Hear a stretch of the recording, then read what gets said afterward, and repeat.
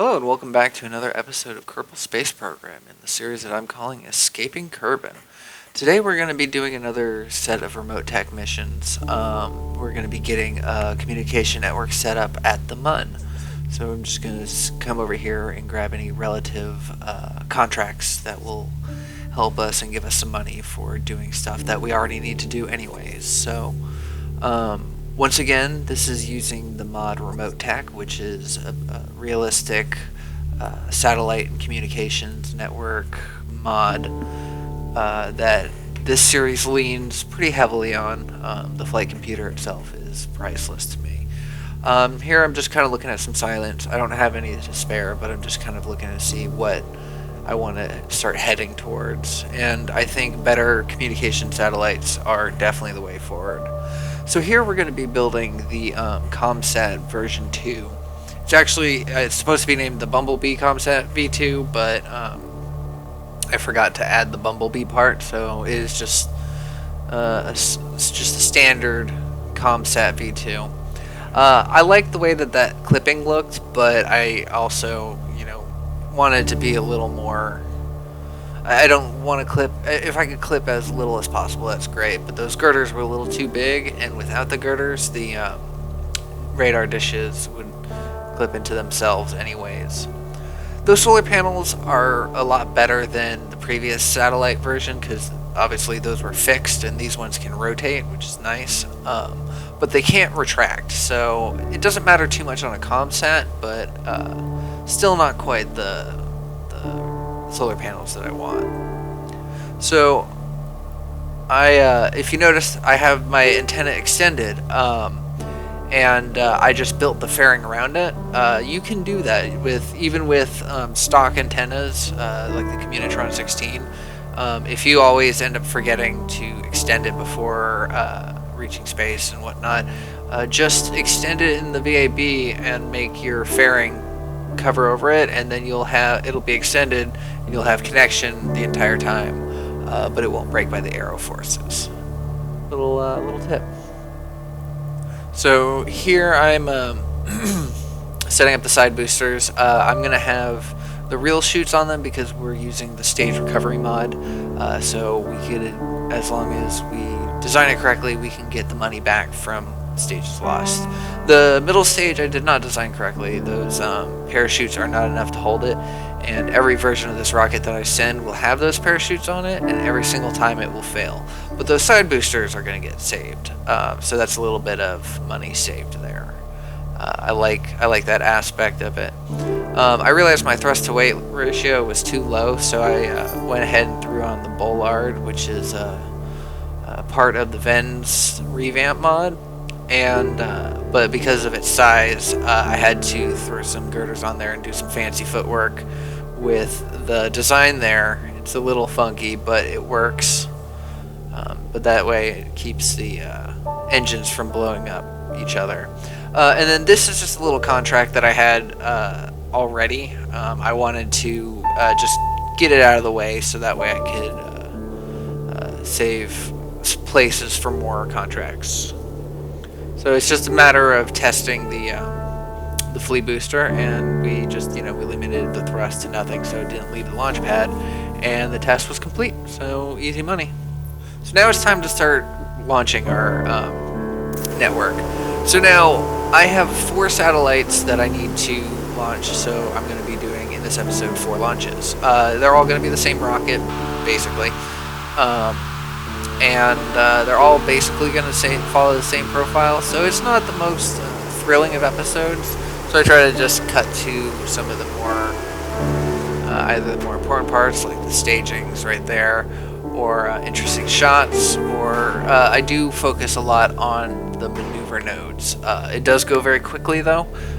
If people would like a more in-depth look at how to kind of set up a remote tech satellite communications network, go ahead and let me know in the comments, and I'll see what I can do to work on that. But I just kind of go through it because it's a lot of just doing repetitive motions. You can see a nice little shot of the KSC and the island runway. It's nice there.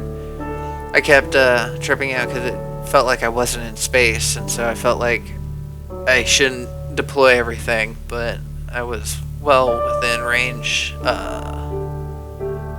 safety range.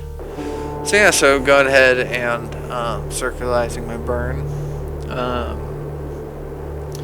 This bottom stage engine is enough to almost get to orbit, but not quite, so that that lower stage is on a suborbital path, so it will end up destroyed in the atmosphere, which is good because then it's no space debris needed. In fact, for this entire episode, we don't make any space debris. So that's nice.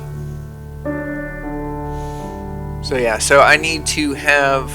I don't have a contract for this like I did for the Kerbin satellite system. That one I had to, in the last episode, I had to have it at 600,000 meters.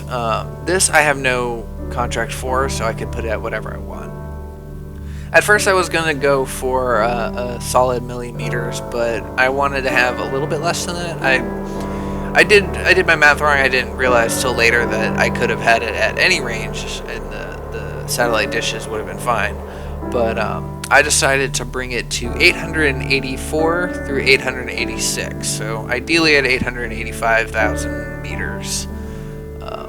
And I do pretty well getting all the satellites to it. Just a matter of,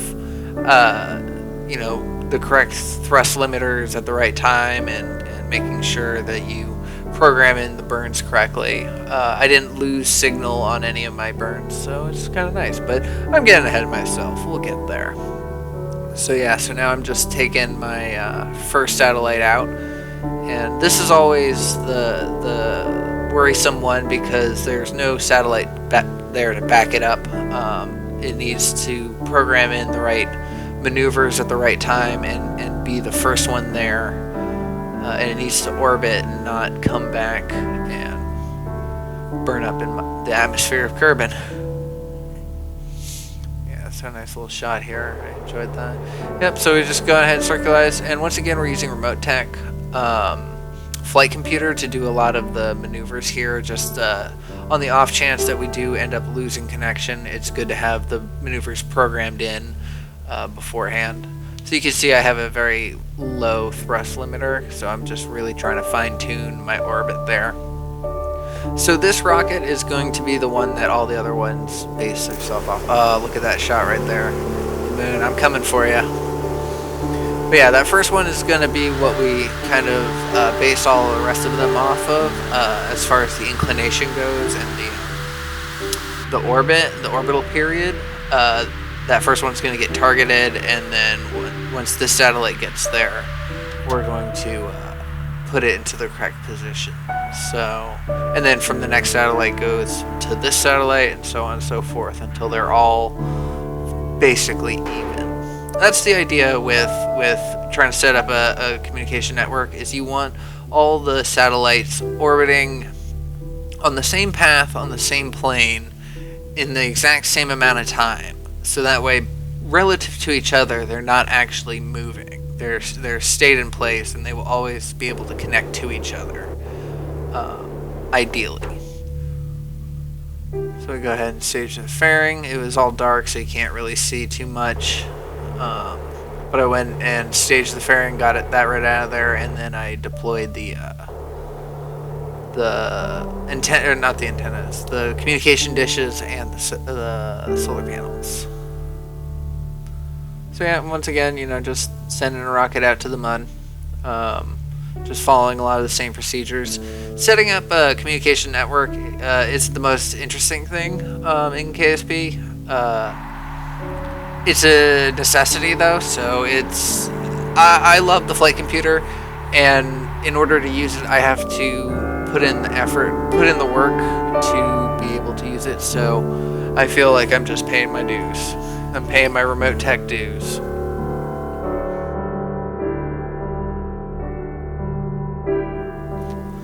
And this is a small scale thing of what our series is going to end up being, is because the goal of the series is to visit the outer planets of Duna and Eve and Jewel and all the others, all the good stuff.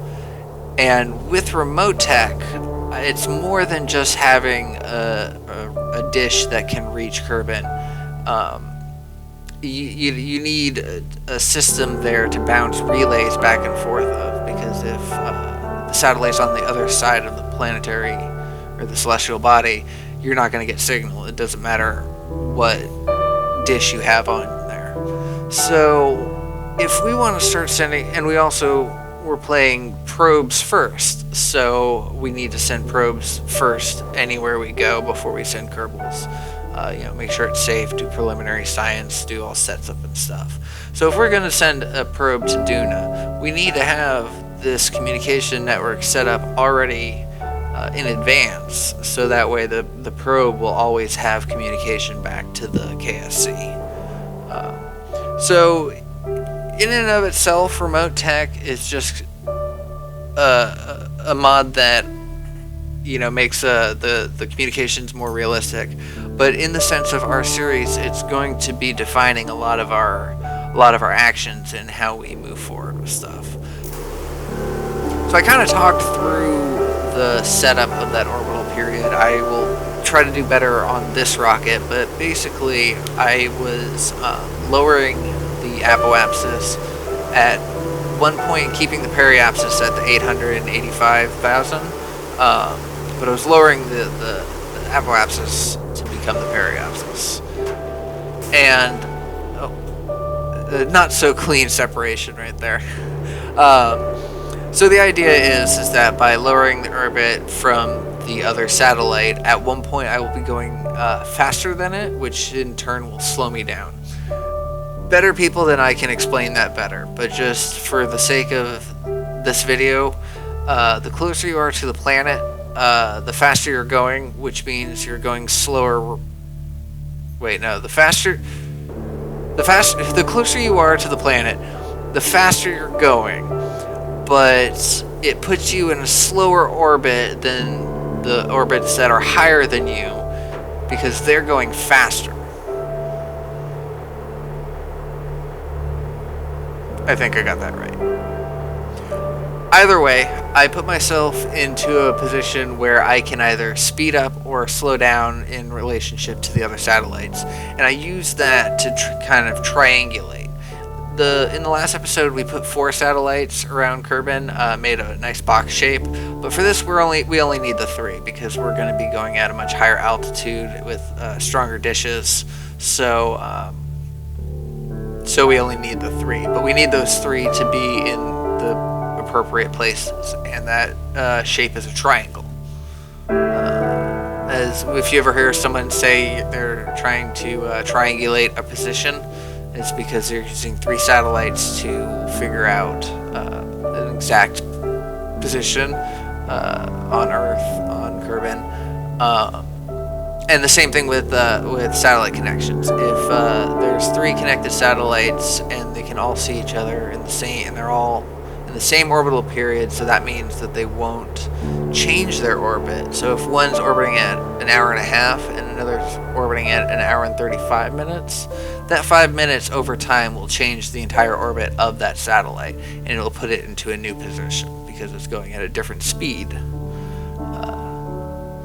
And if you see those 2 satellites right there, you can see that they have a straight line across to see them. And if I were to get my satellite at the periapsis where I'm making the maneuver right there, it'll be a triangle.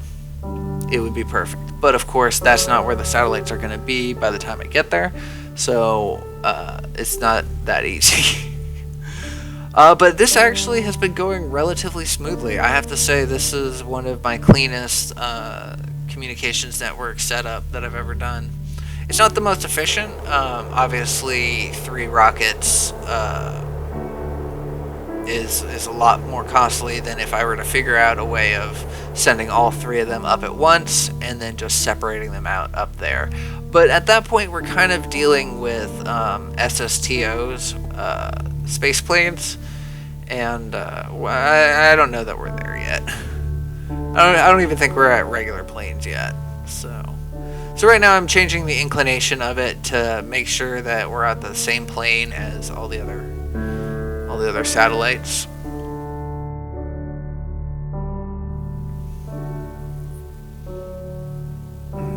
Nice little shot of the Mun coming around the dark side.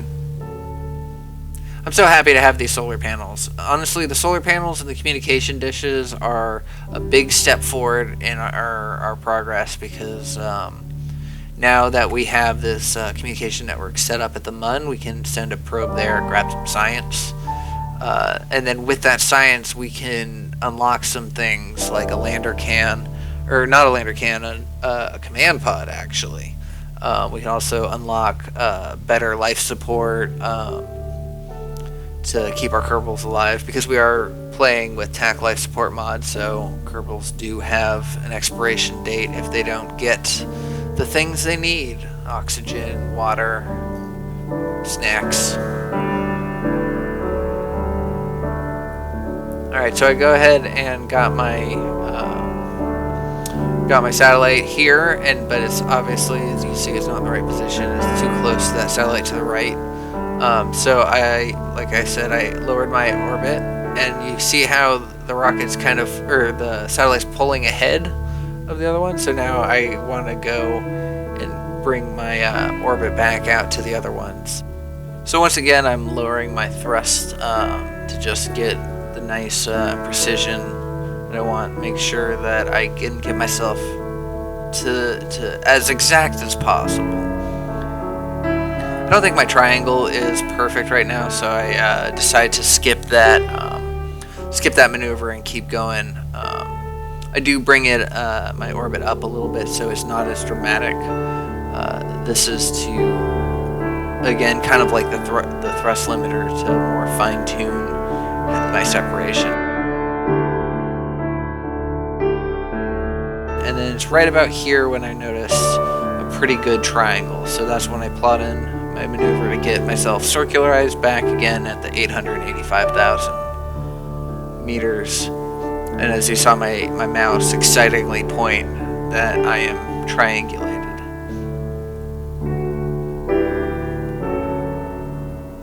And I believe the orbital period of this is 1 hour and 40 minutes. And I do go, I don't know if I include this, I think I end up cutting it out, but I do end up checking through all the satellites and found out that they're all even, and that is really good. You know, I would say that this was a successful network.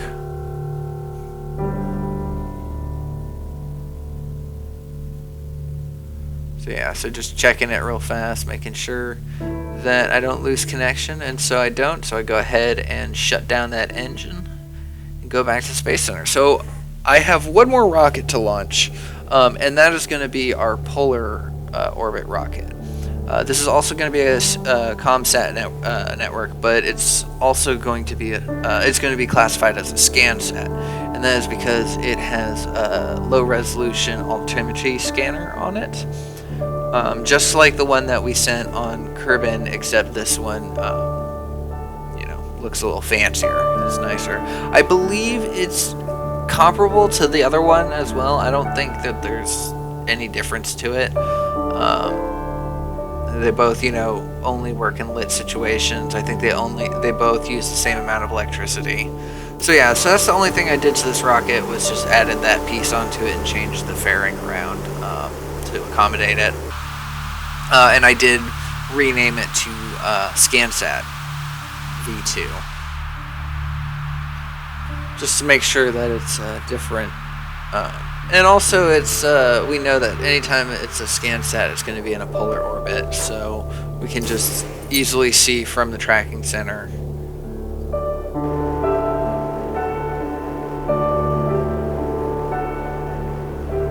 And once again, go ahead and get ourselves up to 100 kilometers.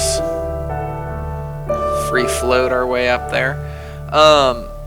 It's best if you go up to 100 kilometers, it's best not to start turning until you've passed 40 kilometers. Oh, and I wobbled that out. I didn't realize that I was physics warping, and so when the flight computer went to execute the maneuver, it freaked out and canceled the second action after the stage separation.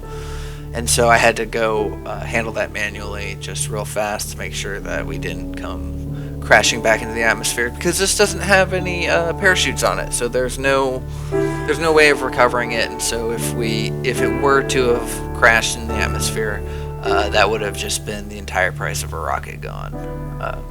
Because once again, we are going to very much limit ourselves in reverting and saving. We're not going to say fully that it's not going to happen.